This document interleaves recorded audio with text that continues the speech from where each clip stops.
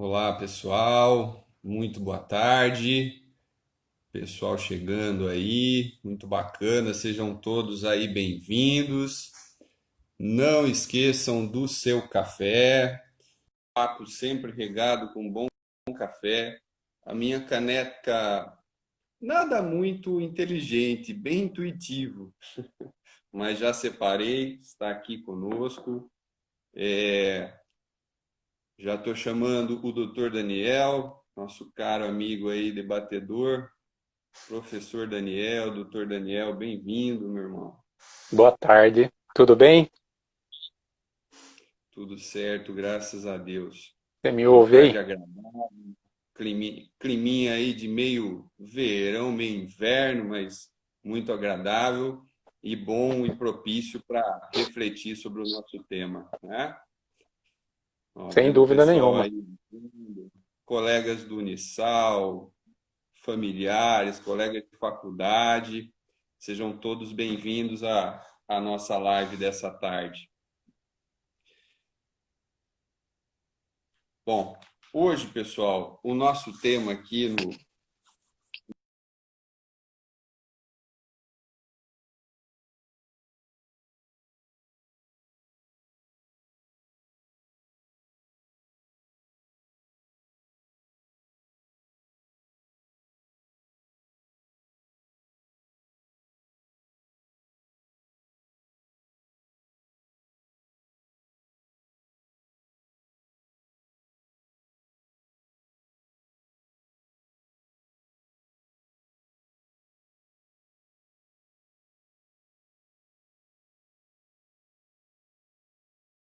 o como esse tema, prisão, ele se materializa nessas duas diversas áreas do direito, né? É fato que as abordagens são diferentes, as percepções são diferentes quando analisamos da perspectiva civil e da perspectiva penal, mas o fenômeno em si é o mesmo, né? A prisão, como diria Binder, um processualista latino-americano que forjou boa parte dos códigos de processo penal da América Latina, a prisão, atentem-se, nada mais é do que enjaular seres humanos. Por mais que a gente crie discursos teóricos e fundamentações muito consistentes, nós não podemos fugir dessa realidade, né? E termos muito em conta ela a fim de estabelecermos as nossas posições, as nossas reflexões sobre o tema, né? Então, o caminho do tema é esse. A dinâmica hoje, vou dividir aqui com o Daniel, meu sócio, irmão de caminhada, um irmão que a vida me deu, felizmente. Agradeço todos os dias por isso. E nós vamos dividir esse tema. Então, o Daniel vai fazer a avaliação da perspectiva civil, eu vou fazer a avaliação da perspectiva penal, e a nossa conversa vai se conectar em alguns pontos. E o primeiro deles, que entendo e convencionamos aqui, eu e Daniel, seria a tábua de partida, é a questão do fundamento. Por que prisão? Qual é o fundamento que autoriza a prisão civil? Qual é o fundamento que autoriza a prisão penal? Para que a gente forme uma posição consistente, racional, lúcida, não um mero achismo, para a gente sair do senso comum. Então, esse é o primeiro ponto. Vamos entender o porquê, vamos lembrar o porquê para alguns, né? E para aqueles que eventualmente não são da área e estão nos prestigiando também, entender o porquê. Então, Daniel, vamos começar pelo cível, pode ser? Pode sim, Thiago. Vamos, vamos falar alguma coisa aqui da prisão civil, então. Boa tarde a todos e a todas.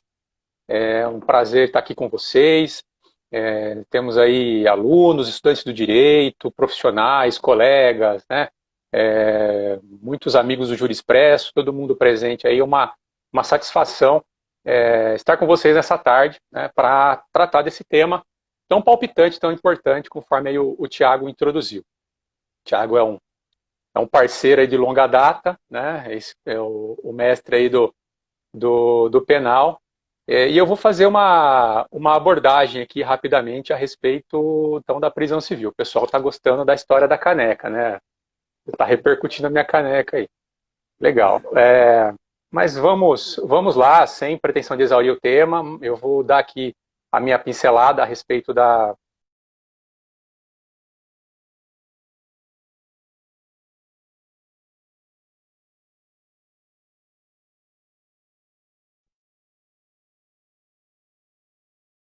Pessoal, tá me ouvindo, Thiago? Deu uma cortada aqui, Tranquilo, tá normal? restabeleceu. Então, Então, corte, legal. tranquilo. Vamos lá. Bacana. Bom, nós estamos vivendo um momento de exceção, né, na nossa história, né?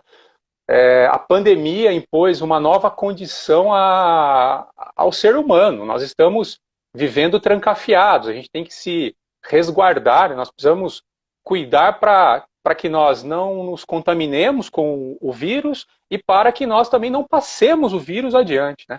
Nós estamos vivendo o isolamento social, coisa que nossos pais talvez nunca viveram nada parecido com isso, né? Nossa geração anterior. Então, vivemos um estado de exceção, um estado diferente, um estado em que impõe a alguns a possibilidade de se isolar, quem tem o privilégio de fazer isso, impõe a outros que não podem se isolar, se expõem no dia a dia ao vírus, precisam ir trabalhar, precisam tomar o transporte público para ir até o trabalho, não são liberados do trabalho, enfim, vivemos um momento doentio em vários sentidos, né? Inclusive no controle do Estado, questões que acompanhamos no dia a dia, né? Bom, e obviamente, como o Thiago ponderou, né, aí vem o tema da nossa conversa de hoje, prisão civil e penal, desafios em tempo de pandemia. Como cuidar, né, dessas situações nesse momento de dificuldade, nesse momento de doença, de pandemia, de isolamento social. Quando nós falamos de prisão, nós estamos falando do quê? De colocar pessoas dentro de um ambiente fechado.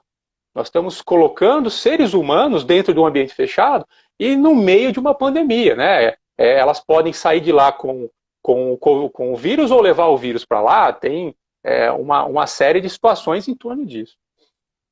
Bom, no que me pertine aqui, a minha contribuição diz respeito, então, à prisão civil, né? Como nós temos aí estudantes do direito, pessoas que não são do direito, eu vou tentar abordar aqui um pouquinho da questão da prisão civil no nosso país, para que todo mundo tenha aí uma base a respeito do que nós estamos falando. Bom, a nossa Constituição Federal, ela prevê lá no inciso 67 lá do artigo 5º, que não haverá prisão civil por dívida, com exceção da dívida de alimentos, né, da dívida inexcusável e voluntária de alimentos e do depositário infiel, né? Eu sou muito mais novo que o Thiago Malosso, que está aqui hoje, viu? Mas eu vi gente ser presa... Sacanagem. Mas eu vi gente ser presa na condição de depositário infiel. Uma situação lamentável. Eu acompanhei um caso muito emblemático que o senhor, pai de família, um empreendedor que não deu certo lá atrás, tinha lá uma execução fiscal antiguíssima, mas ele tinha sido depositário de um bem que foi oferecido à penhora. No momento da fazenda decidiu lá discutir o bem não foi localizado, porque muitos anos se passaram e esse senhor tinha mudado de residência. Quando ele foi tirar uma segunda via do RG, né, naquela época que a gente tirava RG na delegacia, esse senhor foi preso, ele não saiu da delegacia quando ele foi buscar o RG dele. E por quê? Por conta de uma dívida, né? Ele era depositário judicial do bem e acabou ficando preso. Uma situação horrorosa, draconiana, de usar a liberdade, né, de usar o corpo para forçar a pessoa a fazer o pagamento da dívida, né? O Estado tem N meios, né, de poder resolver, de poder solver essa situação e o depositário acabou sendo preso. Uma situação muito, muito, muito terrível. Muito bem. 2009, 2010 para cá, né, em 2008 começou um debate no STF a respeito justamente da prisão civil do depositário, né? Naquela ocasião foi debatido se essa prisão ela ainda é lícita no nosso país ou não, né? E ao fim e ao cabo, reconheceu-se que a prisão do depositário fiel ela é equivocada, né? Existem meios mais civilizados para você executar o crédito decorrente da dívida que existia, né? Então, e o depositário, seja o depositário judicial ou o depositário civil convencional, eles não poderiam ser presos. Existem outros meios, né, adequados para atingir esse objetivo.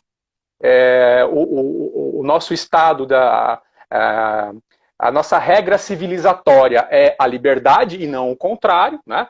E obviamente que a prisão ela era excessiva, e principalmente porque o Brasil é aderente, né, o Brasil é aderente à Convenção Americana de Direitos Humanos, e a Convenção Americana de Direitos Humanos estabelece que ninguém será preso por dívida, exceto o devedor de alimentos. Ponto final. Então, a única exceção que a Convenção Americana de Direitos Humanos prevê para prisão por dívida é a do devedor de alimentos. Então, a partir desse momento, né, 2008 a 2010, ali, quando os julgamentos foram levados a cabo e edificou-se uma súmula vinculante, desapareceu, aí, digamos assim, né, a possibilidade da prisão do depositário, sobrevivendo apenas a prisão do devedor de alimentos. Né? E é isso que nós temos hoje, né, no Brasil, a possibilidade da prisão do devedor de alimentos. Pode ser preso, de acordo com a tradição jurisprudencial e de acordo com o nosso Código de Processo Civil hoje, o devedor de alimentos das parcelas de alimentos atuais, né, limitadas aí às 3 últimas vencidas. Para poder prender alguém, essa dívida tem que ser atual, tem que ser decorrente de alimentos, não é de qualquer alimento, né? É importante que se diga que o alimento que pode eventualmente autorizar a prisão, ele é o alimento devido de uma relação familiar, né? São os chamados alimentos legítimos, que decorrem de relações familiares, como aquele que é devido de pai para filho, de filho para pai, ou entre cônjuges e assim por diante. O que exclui, por exemplo, a prisão de devedores de alimentos com caráter indenizatório, compensatório e assim por diante.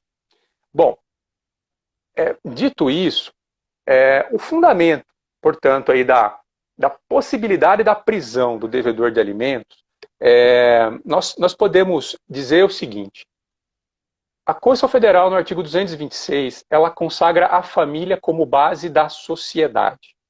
A Constituição também encampa o chamado princípio da solidariedade e da dignidade da pessoa humana, de onde se extrai que é garantido ao credor de alimentos um direito personalíssimo e também fundamental de perseguir o crédito de alimentos, né? E, excepcionalmente, para essa finalidade, o Estado ele ameaça o devedor com a hipótese da prisão, né? A prisão, nesse caso, não é uma pena, ela é um aviso, uma advertência. Devedor de alimentos, pague a sua dívida de alimentos sob pena de você ter a sua liberdade cerceada. É uma situação excepcionalíssima. Nós não desconhecemos, é bem verdade, que existem críticas, né, críticas sérias a esse posicionamento, né? Mesmo essa prisão excepcional, ela é muito criticada, né? O Brasil não está sozinho nisso, é bom que se diga. Existem outros países que consagram hipóteses de prisão também, né, do devedor de alimentos. Isso é de conhecimento público. Nós não estamos sozinhos nisso, mas existem críticas, né? Nós teríamos meios mais civilizados, talvez, de prover esses alimentos. Em Portugal, só a título de exemplo, lá existe um fundo garantidor de algumas situações lá de prestações alimentícias, na qual, se o devedor não honrar com o pagamento, e provada a impossibilidade, o credor teria acesso a esse fundo para satisfazer momentaneamente essa dívida. É uma ideia, seria uma forma talvez de atenuar e correr da prisão. Mas, voltando e para dar uma limitada no assunto. Há um fundamento constitucional hoje, né, que ele é considerado aí pela maioria da doutrina, então, de que o credor tem o direito personalíssimo e fundamental de perseguir o crédito de alimentos, né, e esse crédito é protegido por essa ameaça da prisão, que não se trata de pena, não se trata também de uma prisão penal, né, em que pese, no frigir dos ovos, essa pena ser cumprida nos mesmos, aí, talvez, estabelecimentos prisionais de um sistema carcerário, Thiago vai aprofundar esse assunto, provavelmente o sistema carcerário falido, né, degradante, desumano, né, que não pune e também não regenera as pessoas, pelo contrário. Né? Então, o preso da dívida civil acaba tendo contato com o preso das condenações penais, por exemplo. Né? Apesar da lei mandar separar, mas os estabelecimentos são basicamente os mesmos, e muitas vezes. Tá? Então, acho que, Thiago, em termos de fundamento, eram essas aí as palavras, né, para pontuar aí o tema de hoje. Legal, legal.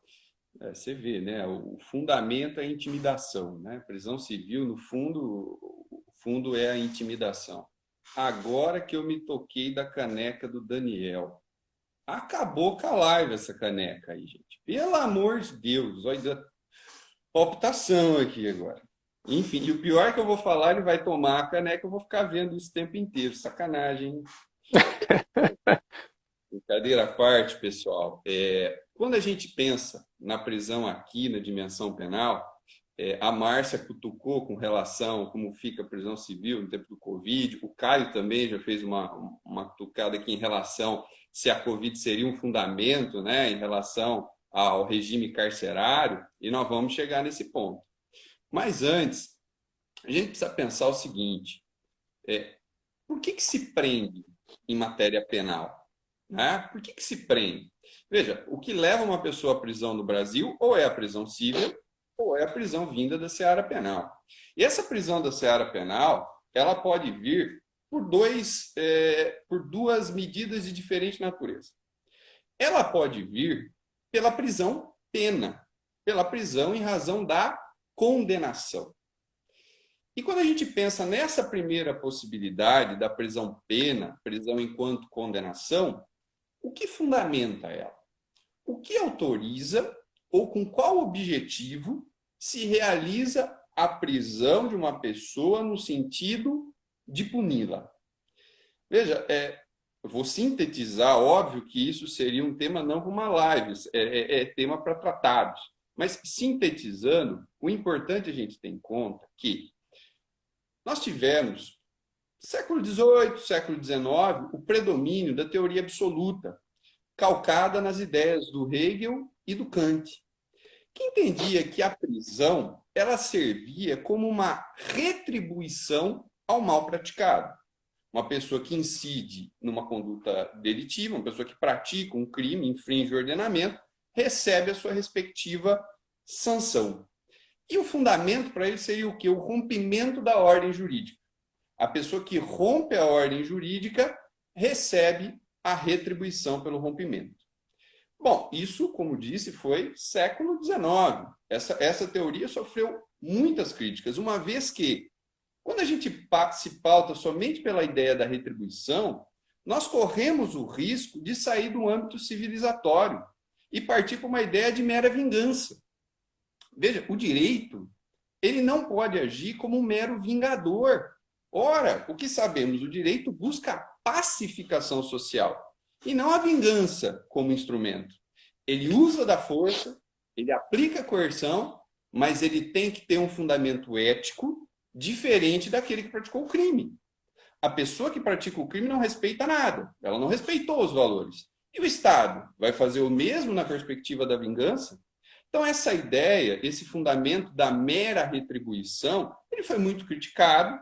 E quando a gente passa para o século XX, alguns autores que a gente pode citar o Bentham, o Feuerbach, o von Liszt, eles vão passar a discutir e buscar uma finalidade para a pena, uma finalidade, um objetivo, uma função que vai se classificar na prevenção. A ideia de prevenção. Bom, se aplica a pena, se aplica a sanção penal como uma forma de prevenir. E prevenir de uma forma geral, inicialmente, da forma do exemplo. Bom, se pune para prevenir que novos crimes venham a ser praticados. Então, serve aí como uma prevenção de ordem geral, né? É uma notícia, uma orientação de ordem geral para todos. E, de uma outra perspectiva, uma prevenção especial. O sujeito que praticou o delito, num primeiro momento, se gera periculosidade, vai ser contido. E, de uma outra perspectiva, se pensa na ideia de ressocialização. A pena como uma ideia terapêutica, né? A pena como uma ideia de que a pessoa desajustada vai passar por um período de sanção com o fim e com o objetivo que ela se reajuste ao padrão social adequado e volte a conviver em sociedade de forma harmônica, né?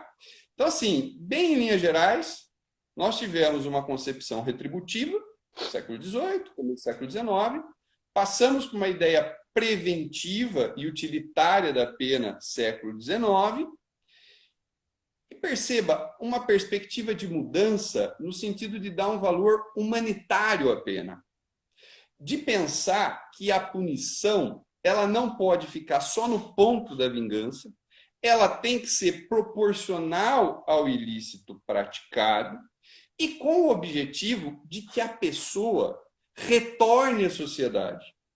Veja, a punição, ela no direito brasileiro, e hoje na maior parte do mundo, existem lá os países que adotam a pena de morte, mas fora esses países excepcionais, regularmente a maioria não adota. A ideia é impor uma sanção a fim de que essa pessoa, num determinado momento, cumprindo a sua pena, retorne ao convívio social. Nós não podemos perder de vista isso. A pessoa que está presa, em termos de condenação, está presa em caráter transitório. A pena é transitória. Isso é importante para refletir depois a questão da Covid. Bom, essa é a primeira. E, só para fechar a ideia, o nosso Código Penal, ele adota a teoria mista ou eclética. Ele assimila essas duas concepções, o que é um pouco estranho, né? Como congruir, como fazer-se congruente dois objetivos tão diferentes, né? Um de mera retaliação, outro na perspectiva de reintegração social e de retomada da paz social. Enfim, como tudo no Brasil às vezes não caminha muito bem, o nosso ordenamento adota essa teoria. Ele diz no artigo 59, o juiz, atendendo a culpabilidades antecedentes, conduta social, estabelecerá, conforme seja necessário e suficiente para a reprovação e prevenção do crime. Opa, nós já temos um critério jurídico para avaliar a prisão aqui. A prisão, pelo artigo 59, ela tem que ser no limite da necessidade e suficiência para a reprovação, sim, pela conduta, mas também pela prevenção. Não só a prevenção do crime numa perspectiva geral, mas na ideia da prevenção da humanização das penas, tendo em conta que essa pena de prisão ela é temporária. Bom, fixado esse valor em relação à prisão-pena, só refletir um pouquinho sobre a outra espécie, ou outra forma de prisão que nós temos no penal, que é a prisão cautelar, a prisão provisória ou a prisão em caráter processual. A prisão que o juiz decreta, seja no curso do processo, seja antes na fase de inquérito, hoje só se provocado, né, pelo Ministério Público, pela autoridade policial, mas a prisão que o juiz decreta durante o processo. Veja, prisão cautelar é uma medida absolutamente excepcional e ela não é decretada por nenhum dos fundamentos que nós acabamos de dizer. A prisão cautelar é decretada para quê? Para defender o processo, para defender algum interesse processual. Nós não prendemos durante o processo ninguém com o fim de retribuir o mal, com o fim de regenerar. Por quê? Porque a gente não sabe se a pessoa é culpada. Vigora o princípio da presunção de inocência. Só punimos alguém após transitado em julgada condenação. Então, a prisão durante o processo, percebam, o foco e diante do princípio da presunção de inocência, o objetivo legítimo que a Constituição autoriza para essa modalidade de prisão é única e exclusivamente a ideia cautelar processual. É para evitar que uma pessoa destrua provas no processo, é para evitar que uma pessoa se furte a aplicação da lei penal, fuja da localidade, né? Fins meramente processuais. Então, de um lado, se prende a título de pena quando eu penso na ideia de responder ao crime e buscar reintegração, se prende a título cautelar quando eu tenho algum risco no processo. Né? Então, é bom desmistificar e ter essa ideia. Temos que tirar da mente a ideia de que o direito penal ele tem uma função absolutamente protetora. As pessoas que estão no sistema penitenciário, diante da prisão das pessoas, nós ficamos absolutamente protegidos. Essa ideia, veiculada muito comumente pela mídia, é uma ideia falsa. Nós vivemos em comunidade. As pessoas erram, as pessoas falham, em maior ou menor medida. E o que o direito penal vai fazer é como equilibrar os interesses. Como equilibrar o interesse de manter a paz social, respeitando, na maior medida possível, a dignidade de todos que integram a sociedade. Tá? Então, acho que caminha um pouco por aí os fundamentos. E a partir desses fundamentos e critérios, que nós vamos depois pensar como é que fica agora a situação e em relação ao diante da situação da Covid-19. Tá? Então, esse é o pano de fundo do penal e nós vimos aí o pano de fundo, o fundamento do civil. Agora, né, Daniel, avançando um pouco, acho que nós temos que refletir o que foi objeto de pergunta de muitos aí, do que eu tinha acompanhado até então, pelo menos da Márcia, do Caio, provocação deles, mas acredito que mais fizeram. Estamos dominando ainda a ferramenta, não consigo falar e ficar olhando aqui o chat, pessoal, mas nós chegamos lá ainda. Enfim, agora é pensar, diante desses fundamentos e desses objetivos estabelecidos, como reagir à Covid? Né? Como reagir a essa situação que o próprio Daniel já colocou o quadro, né? Um quadro calamitoso, prisão e encarceramento em massa e péssimas condições do sistema prisional.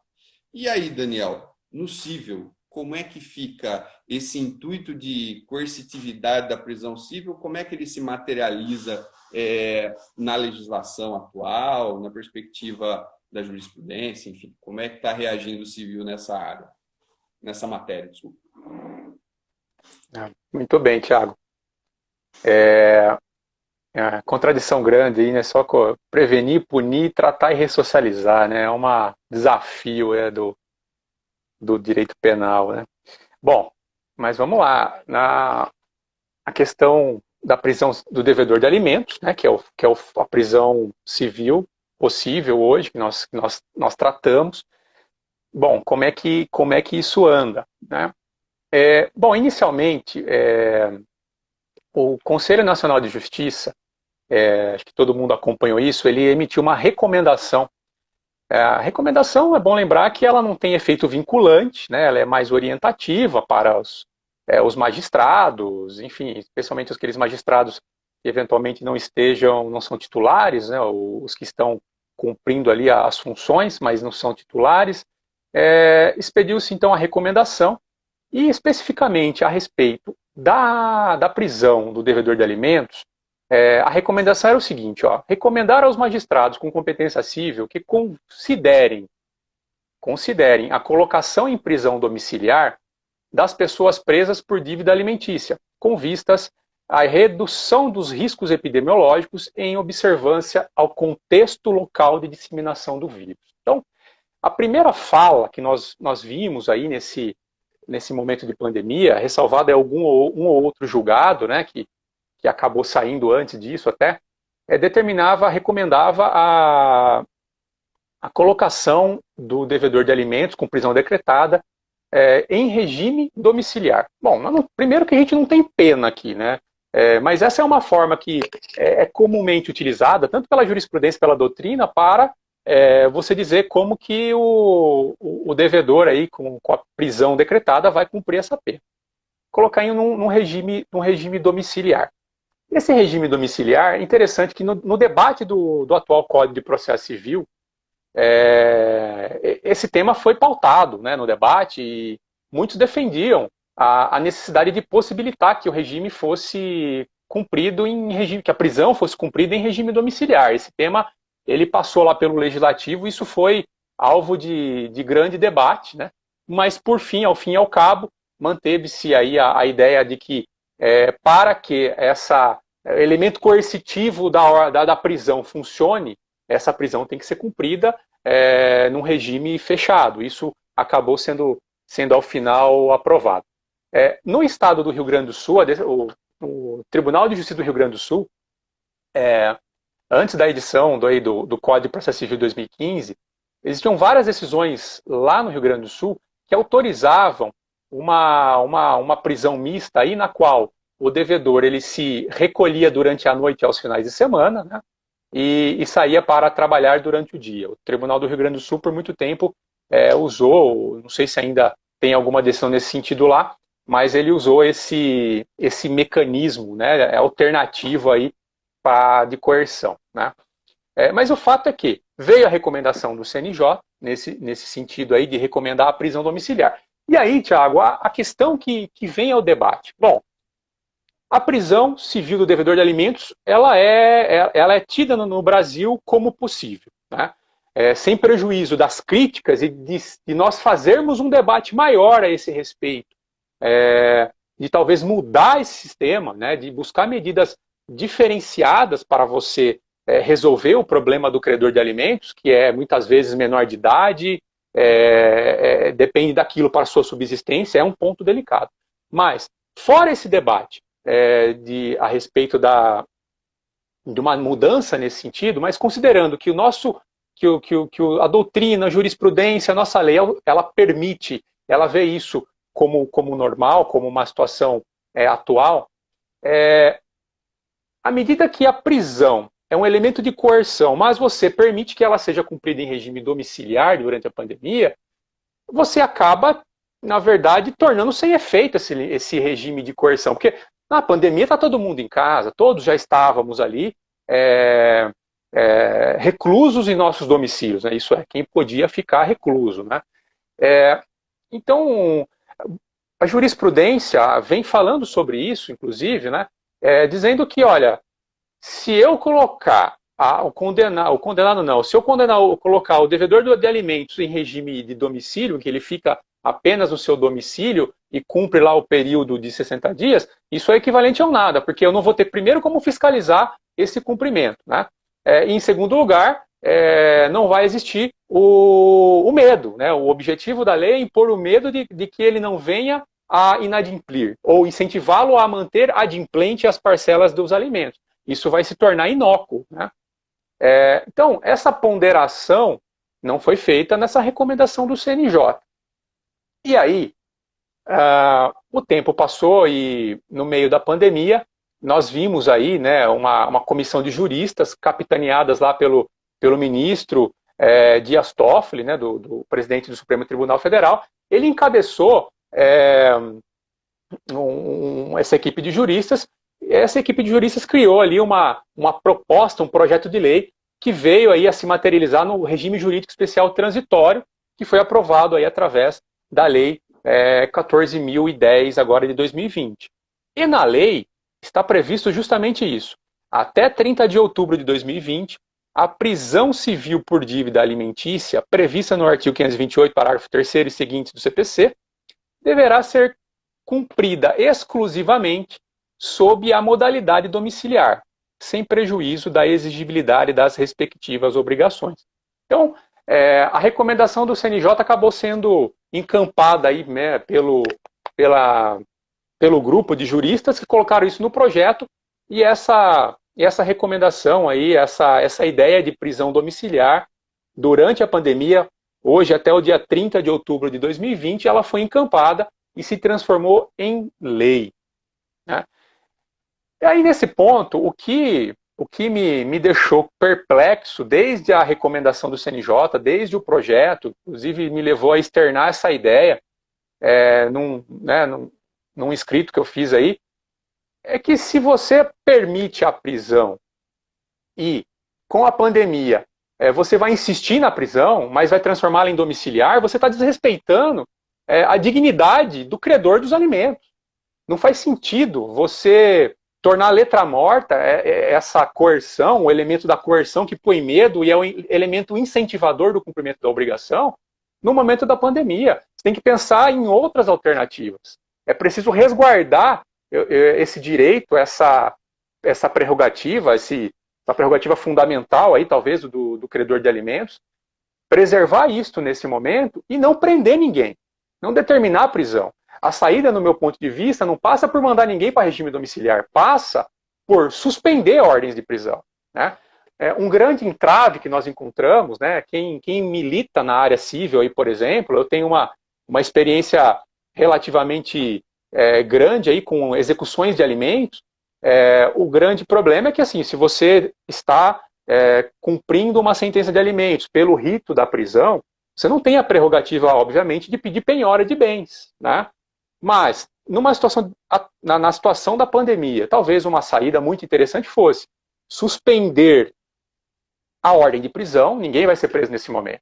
E para que o processo não fique parado por tempo indefinido, né, perpetuando a desgraça do credor, eu preciso pensar em medidas alternativas. Talvez usando o poder geral de cautela, na excepcionalidade, magistrado, por exemplo, determine a realização de algumas pesquisas de bens, né, do devedor dentro desse processo, que pode possibilitar a prisão de uma maneira excepcional, para superar o momento de pandemia, né?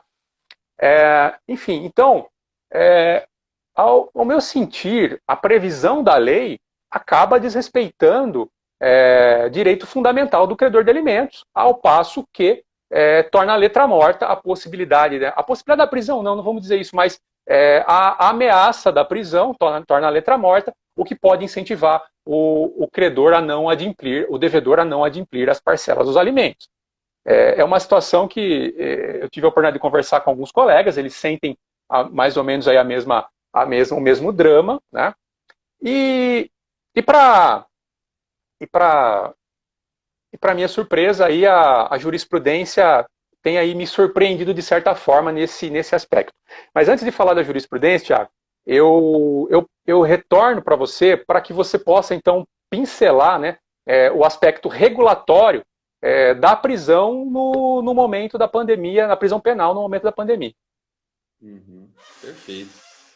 Daniel, parece que a gente tem, enquanto sociedade e pessoas do direito, um fetiche com a prisão. A questão é de fetiche, porque é fato, estabelecer prisão domiciliar nesse momento, né, na perspectiva do cível, qual a finalidade? No penal, nós vamos ver que tem uma finalidade, há uma ideia por trás disso, mas no cível, parece que é só ter o carimbo, né? Prisão. Sim. E aí resolveu, toque mágico. Quando não é assim, né? Quando não é assim. Bom, perfeito. Eu vou emendar aqui um pouco da ideia do que está sendo, né, aplicado, das chaves que nós temos dentro do ordenamento, e aproveitar para fazer as pontes de alguns dados, né, para a gente refletir nesse sentido. O Caio tinha colocado do encarceramento em massa, né, Caio? Veja, dados do CNJ. Aliás, é incrível que nós não sabemos do Brasil ao certo e exatamente quantas pessoas estão presas. Isso é uma aberração absurda. Nós sabemos quantas pessoas vão para o shopping em tempos de Covid porque se monitora, mas nós não sabemos quantas pessoas ao certo estão presas no Brasil. E aí tem uma guerra de informações. Se nós formos no Departamento Penitenciário Nacional, vai se falar lá em torno de 700, 750 mil presos. No CNJ, o levantamento que ele fez aponta 867.582 pessoas presas, privadas de liberdade. E o importante desse dado, dessas 860 mil, 379 mil são provisórias. Isso dá uma porcentagem de 43,72%, quase 50%. Alguns vão dizer que é 30%, se a gente for pesquisar, mas enfim, seja 30%, seja 50%. Nós temos pessoas presas em caráter cautelar, e aí lembrem do fundamento que eu falei lá atrás, fundamento cautelar. Nós não estamos prendendo essas pessoas porque elas são culpadas, hein? Porque nós não podemos falar isso. E eu milito na área criminal, acredito, tem alguns alunos e ex-alunos aqui abrilhantando à tarde, o Gustavo, né, Maioral, advogado, combativo, o Cleiton, devem ter visto isso na prática. Quantos e quantos não são os casos em que nós defendemos réus presos, em que ao final eles são absolvidos, O sujeito fica preso durante o processo e, ao final, é absolvido. Ou então, numa porcentagem ainda maior, o sujeito responde preso ao processo e, na hora da sentença, ele recebe uma pena que não o leva à prisão. Lembrando, regimes de pena, regime aberto, regime semiaberto, possibilidade de substituição de pena privativa por executiva. Veja, o STF pacificou o entendimento de que tráfico privilegiado não é crime equiparado a hedionda. Já vai fazer um ano. Até hoje, o TJ São Paulo mantém regime fechado para tráfico privilegiado com pena de 2 anos. Veja o absurdo da história. Nós estamos mantendo pessoas presas num alto índice em caráter cautelar e a realidade mostra que, em boa parte desses casos, a pessoa, ao final, é condenada a uma pena em que ela não deve ficar privada da liberdade. Ou então ela é inocente. Veja, esse é o risco. Tudo é risco. Existe o risco de alguém que está numa situação de periculosidade praticar um novo crime, assim como existe um risco, e eu diria que esse é bastante intenso porque nós vemos na prática, de um inocente ficar preso, ou então uma pessoa na prisão cautelar receber uma resposta mais dura do que aquela da pena. Nós temos que pensar nisso e rever isso. E por que eu estou ilustrando a questão dos presos provisórios e tal? Veja, pensando ainda, veja o número de prisões e a porcentagem de prisões cautelares. Se a gente avança um pouquinho mais, nós vamos refletir sobre o sistema penitenciário. Lembram, pessoal? O Daniel deve lembrar, um desembargador aqui do nosso Tribunal de Justiça de São Paulo espicaçou, fez piada com a situação de um habeas corpus em que se pediu lá a liberdade de uma pessoa doente no grupo de risco e o desembargador fez piada com o pedido. Como vou liberar alguém porque está com Covid? Todas as pessoas que estão no planeta Terra têm o mesmo risco em relação à Covid, de contrair a Covid. Seja aqueles que estão no sistema prisional, seja os que estão fora. Lembram lá? Somente os astronautas é que não estão sujeitos a esse risco. Eu diria que é fácil falar isso estando num gabinete e num tribunal que suspendeu a sessão de julgamento presencial. É fácil falar isso dessa forma. A ideia não é só o risco do contágio e a questão da proteção. O sistema prisional brasileiro ele tem um déficit de vaga da ordem de 300 mil vagas. 300 mil. No lugar onde é para colocar nós colocamos 4, 5 e algumas vezes 10. Mas, como é a realidade do cárcere brasileiro? Bom, o próprio Supremo já declarou o estado inconstitucional de coisas do sistema prisional. Pessoal, existe unidade prisional no Brasil que não tem água potável, que não é abastecida de água o dia todo. São em determinados períodos do dia. Veja, uma pessoa presumida inocente, que pode ser absolvido no caso da prisão cautelar, está submetida a isso. Você, eu, posso ser alvo de um processo criminal. Todo mundo pode ser alvo de uma denúncia falsa. E se o juiz decretar a prisão, é dessa forma que nós vamos responder, numa unidade desse tipo. E aí, pensando no número de prisão, pensando no ambiente que nem água tem, para lavar as mãos, quanto mais lavar o rosto, quanto mais tomar o banho. Num ambiente desse, o risco é o mesmo que qualquer pessoa que circula livremente pela nossa sociedade. O risco é o mesmo? Bom, não tardou, e é uma questão de ordem biológica. Contra a natureza é difícil da gente lutar. E nós vivemos agora uma situação de calamidade no sistema prisional. Temos aí um crescimento da ordem de 800% no número de casos dentro do sistema prisional. Aliás, quem acompanhou o noticiário essa semana, viu, semana passada, o que aconteceu na P2 em Sorocaba, que está acontecendo no sistema prisional. Mas o mais impressionante, e o que nos leva a ter muito cuidado com essa situação, é o índice de contágio. O Departamento Penitenciário Nacional afirma que a letalidade, a letalidade da Covid no sistema penitenciário é 5 vezes maior do que aqui nós que estamos em liberdade convivendo naturalmente. Veja, risco maior de contágio pelo confinamento, por celas superlotadas, por falta de condições de higiene, e, de outro lado, a falta de suporte médico para os casos em que ocorre a Covid leva a 5 vezes mais o potencial de letalidade. E aí, diante desse quadro, pergunto para que todos reflitam, nós precisamos ter uma perspectiva e uma visão diferente ou mais cautelosa em relação ao sistema penitenciário, em relação ao porquê levamos as pessoas à prisão? Sim, é necessário. Não é brincadeira. Nós já temos aqui, em Terra Brasílis, 58 óbitos registrados dentro do sistema prisional de presos e mais, 48 óbitos de agentes penitenciários, de pessoas que trabalham nos presídios. Além de levar as pessoas que estão encarceradas a esse risco, também os servidores, os funcionários que atuam no sistema. Pessoal, 58, e nós estamos subindo a curva ainda. Sabe quantos casos teve na Europa? Total, Europa, não é só um país, não, é o continente europeu. 40 mortes.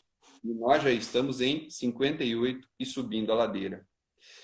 Fato que não é diferente do que acontece também com os demais, mas nos mostra a necessidade de preocupação com isso.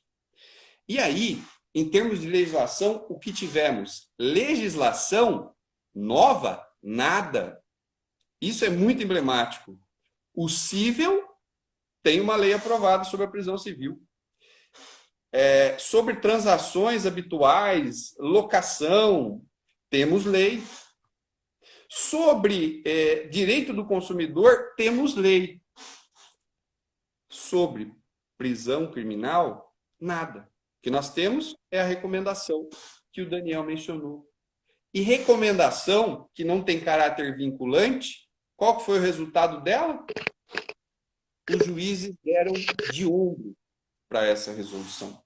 Para se ter ideia, a Defensoria Pública, que é que representa a maior parte do público do sistema carcerário brasileiro, ela, de todos os pedidos que ela fez,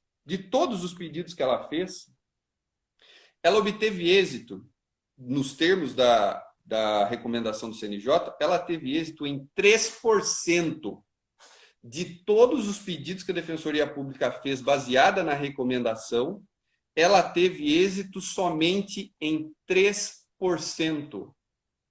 O Judiciário está atento à recomendação. E a recomendação, ela chama a normas, pessoal, e aí os alunos estudaram. Ela recomenda medidas que já estão na lei. Quando a gente pensa, só para ficar em prisão cautelar, não vai dar para tratar tudo, né? O tempo é escasso. E advogado, quando começa a falar, se empolga. Já teve até gente que tirou sarro de mim aí. Hashtag Malosso, ministro do STF. Malosso fez súmula.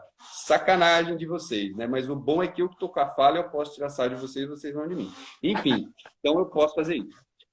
Mas a questão, perceba, se a gente pensar em prisão cautelar, o que a recomendação manda? Juízes, revejam quem está preso há mais de 90 dias, se é necessário ou não a prisão. Isso está na lei, isso veio pelo pacote anticrime. Juízes, avaliem se não é caso de substituir a prisão por outras cautelares. Outras cautelares, monitoração eletrônica, obrigação de se manter em domicílio, que estão na lei desde 2011.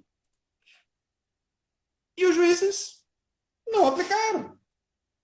Veja, é triste como olhamos para esse tema, mas não dava para esperar nada diferente agora. E aí, hoje eu publiquei no Facebook, soltei no Instagram, o Brasil está denunciado na OEA, na Corte Interamericana de Direitos Humanos e na Corte Internacional de Direitos Humanos, por atentado aos mínimos direitos do ser humano preso, denunciado. Por quê?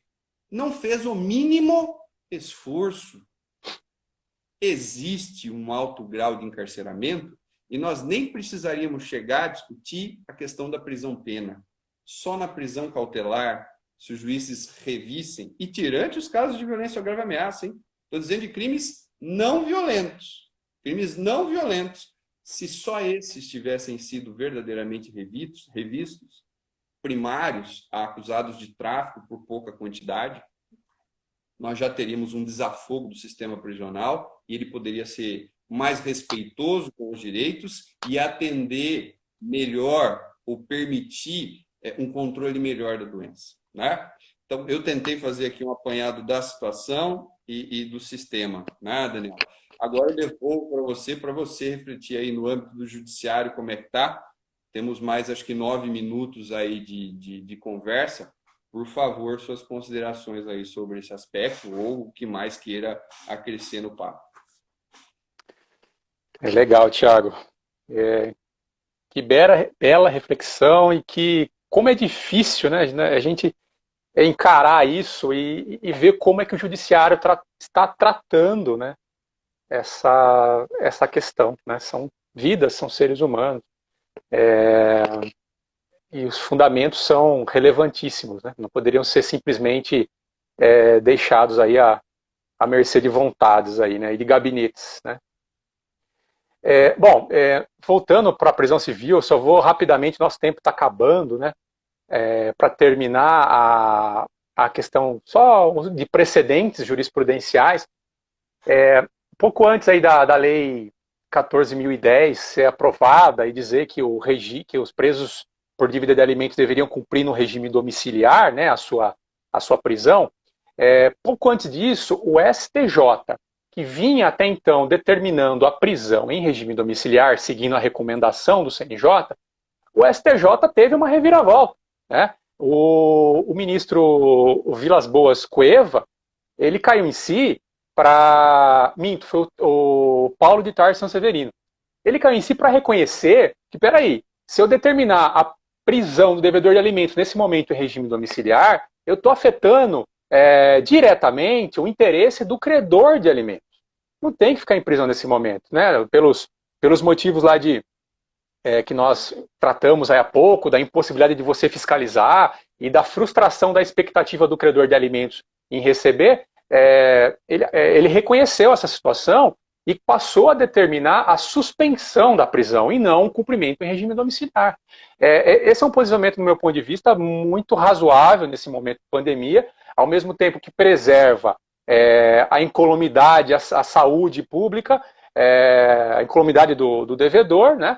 E resguarda a possibilidade do credor de alimentos seguir adiante com o seu processo no momento que for oportuno, né? Então essas decisões, por exemplo, se alguém quiser dar uma olhada no HC 580-261 e no HC 574-495, o primeiro de Minas, o segundo de São Paulo, tem essas ponderações muito interessantes.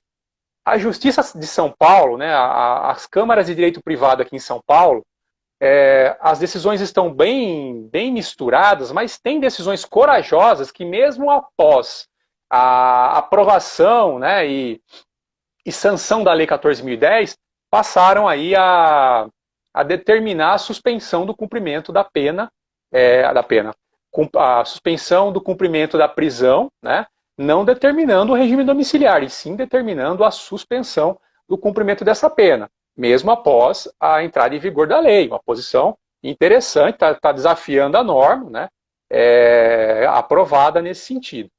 E eu tenho visto também decisões de juízes, né, de primeiro grau, justamente no sentido daquilo que nós falamos aqui hoje, né, ou seja, determinando a suspensão das prisões em processos de execução de alimentos, com o viés de assegurar a integridade do devedor, né, do sistema prisional como um todo também, e ao mesmo tempo resguardar o interesse do credor. E um juiz em particular, ele abriu a possibilidade do credor pesquisar bens do devedor.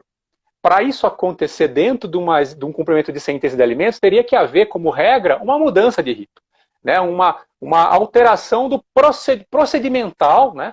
Para que permitisse realizar uma busca de bens. Mas o juiz, entendendo a situação excepcional e fazendo uma leitura, acho que muito coerente do momento que nós estamos vivendo, suspende a ordem de prisão e autoriza a realização de uma busca de bens. Isso não vai fazer mal a ninguém e, com base no poder geral de cautela, penso eu que o juiz tem sim condições para fazer isso de uma maneira lícita, legal, respeitando o devido processo legal, respeitando as prerrogativas de ambas as partes nesse momento de excepcionalidade.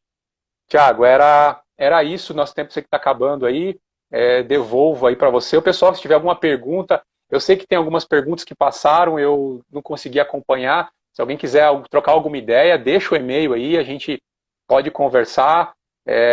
Pelo Júri Expresso também tem os nossos canais, vocês podem tentar fazer contato, ficamos aí à disposição. A ideia do Júri Expresso é plantar sementes, né? É iniciar discussões. É fato que em uma hora a gente não consegue dar conta do tema por completo, mas é lançar inquietações, né? Ninguém no Júri Expresso é dono da verdade. O que nós buscamos é refletir a partir de argumentos racionais, né? Se desapegar de ideias e tentar se livrar, por exemplo, de uma perspectiva maniqueísta, e aí o Dander pode até falar disso numa live, né? Muitas vezes nós temos uma visão maniqueísta de olhar as coisas, e não é diferente com o tema prisão. Dividir: presos são maus, bandidos, e quem está solto são bonzinhos, são bons moços. Eu sou bom, o outro é mau. Essa visão, ela simplifica por demais as coisas e impede respostas eficazes. Nós buscamos com a prisão diversas finalidades que muitas vezes ela não nos pode dar. Nós colocamos pessoas em situações de um sofrimento absurdo com um objetivo que não se pode alcançar. Veja, palavra final, reflexão final, prometo. Se nós pensarmos que pessoas e várias pessoas que furtam, que tiram coisas do outro sem violência ou grave ameaça, muitas permanecem presas durante o processo. No entanto, sonegadores raramente são presos durante o processo. Veja, o que justifica isso? Será que nós podemos ter essa referência de bom ou mal? Qual que é a consequência do furto?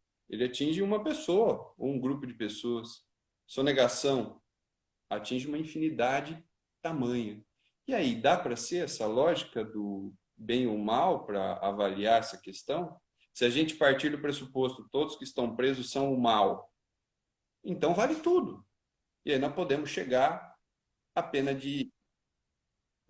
capital. Só que aí nós temos que ter um cuidado, que hoje é a cabeça do outro. Amanhã pode ser a nossa cabeça pela defesa das nossas opiniões. Então, acho que esses pontos nós temos que refletir. A resposta não é fácil. É fato que determinadas pessoas chegam a uma tal situação de violência que a liberdade pura e simples de uma hora para outra não é a melhor solução. Eu reconheço isso. Mas o equilíbrio está muito defasado. O equilíbrio não é adequado. Nós vemos aí Eduardo Cunha sendo beneficiado com uma saída em razão da Covid. Vemos Abdel Maci beneficiado com uma saída temporária em razão da Covid. E diversas pessoas, muitas vezes com um quadro de situação de risco muito mais sério, mantidos dentro do cárcere. Tá? Então, nós temos que tomar muito cuidado em como avaliar isso e ter a exata noção. Bom, gente, está expirando o nosso prazo. Agradeço a todos. Agradeço ao Daniel. Foi fantástico aqui compartilhar contigo, meu irmão, esse bate-bola. Amanhã vai ter sorteio de obra jurídica aqui pelo Júri Expresso. Então, fiquem atentos, participem e ajudem a gente a propagar esse canal de conversa e reflexão. Acho que é isso. Um grande abraço. Daniel, 25 segundos e contando. Valeu, pessoal. Um abraço a todos. Obrigado aí pela participação e até a próxima.